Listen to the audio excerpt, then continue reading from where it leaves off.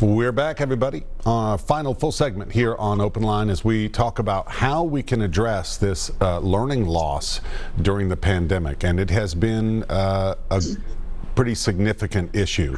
It is a significant issue that we're facing. And statistics have shown how much students have fallen behind because of the pandemic, because they're not in the classroom for their safety. All right, Sonya and John, let's talk a little bit. During the break, we were talking about money. You know, I know a lot of people say, well, we need to increase funding. We just got to throw more money at the problem and that's going to solve it. Now, obviously, there are funding inequities. We know that. Neglect, systemic, there's been systemic racism. I mean, real stark inequity even before the pandemic. But throwing more money at an issue doesn't necessarily solve it. Like you said, obviously, we do need more funding in certain areas, but what we have taken out of this program so far is what I've learned is we've got to have a specific plan in place and bold leadership combined with funding going to the right places. Is that correct? Yes, and going to the right people, right. The little people. Right. There's so much money. I mean, even in this pandemic, billions of dollars. And just recently, Congress just passed a bill for Tennessee to get $1.1 billion. And we're afraid that our children won't see any of that. And I think that that's a real fear because they've never gotten anything out of money coming into this state. So that's just a real fear. Where is he going?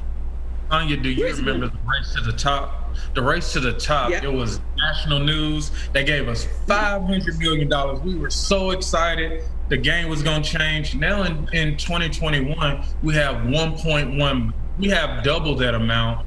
And people are not talking about it because they don't see the value that the money is coming in because they're not seeing it in their kids' learning and education. I want to talk real quick about testing. I know part of this special session, basically they've said there's a bill that eliminates penalties for teachers based on how well their students perform on annual state tests, which I think most everybody across the board says that's reasonable. We can't hold them accountable for what has happened given this pandemic. I mean, this was put in place last year, but both the governor and the education commissioner still want the testing to remain in place this year. They say they need updated data, and opponents saying it's not going to help. I mean, we know what the results are going to be. What's your take on that? Data is important, yeah. Right? So the whole context of the data is, not holding teachers accountable. The risk is we're holding children accountable. There's a part of the learning loss bill, whereas third graders can be retained if they're not proficient in reading. And so what we're realizing is that's only a ploy to take responsibility off of those who should be responsible for children learning how to read.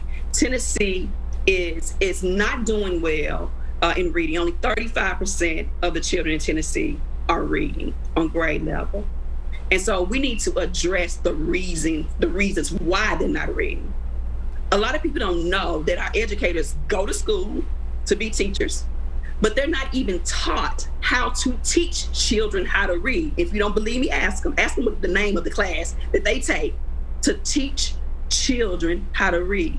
And so to penalize children is unacceptable. Yes, we want to make sure that children are reading on grade level and they're receiving proper instruction from educators who also have been taught how to teach them how to read. The burden of learning how to read is not on the child. The burden is on the state, and it's on the superintendents and the director of schools, and it's on the educators. It's not the children's burden to bear. Okay, let's take another phone call. Let's go to Candace. Hi, Candace, welcome. Candace, what's on your mind? Well, first I want to say hello, Rhori. Hello, Sonya. Hello, John. This is Candace Brewington. Oh! And I have a special son, genius. But do you know what he tells me once a week, twice a week, 3 times a week? He tells me school makes him feel stupid now. And why is that? Now that boy is a genius. He's autistic. He has ADHD. So socially, keeping up with these virtual classes is hard.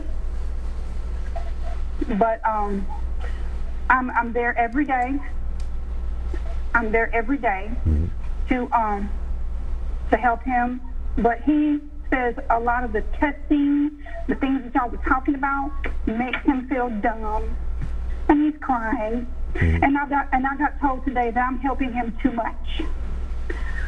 But he needs a one-on-one person to help him through the social parts of the class. He's in 5th grade. He's on a 3rd grade level. Okay. And they're telling me that I'm helping him too much. That I'm asking the questions for him, but he doesn't know how to ask the questions. He has words, but they think just because he has words, it doesn't mean he knows when to ask the questions, what questions to ask. He's just trying to keep up in a class that is far beyond him socially.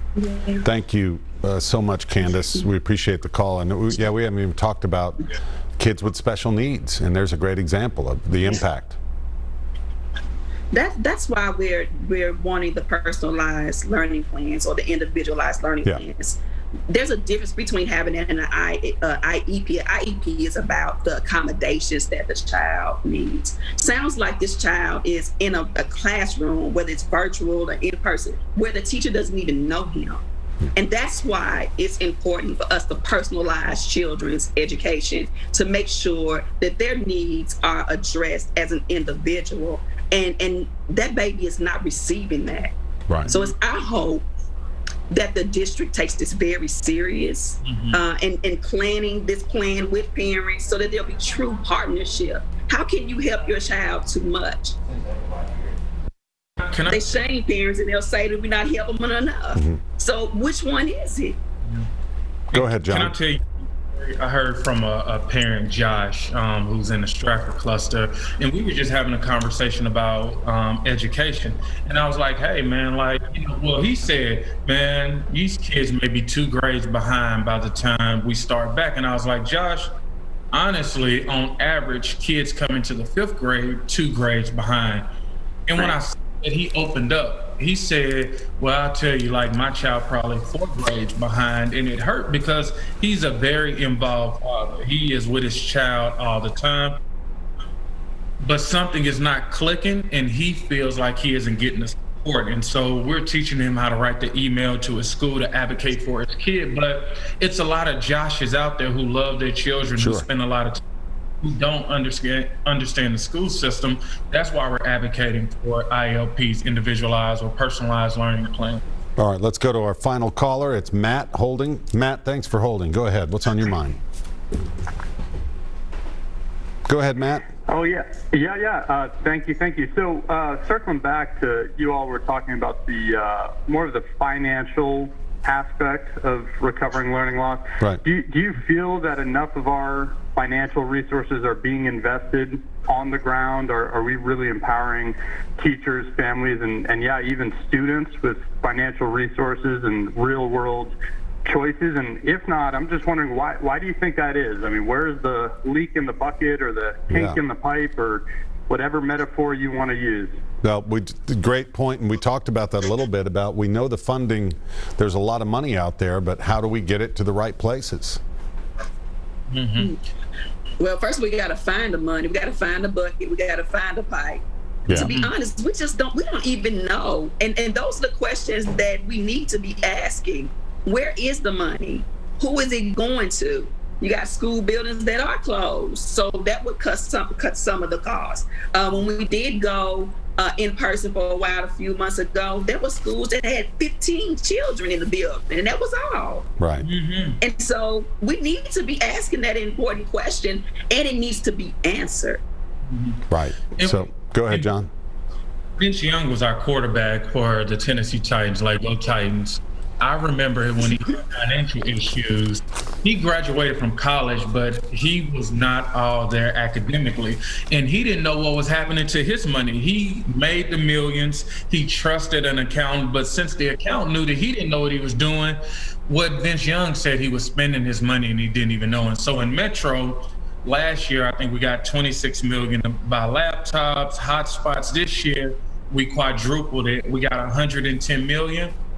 But where is the money? And so when you don't ask those questions, again, he was an NFL star, starting quarterback for the Titans.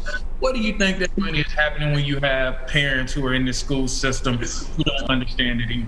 Right.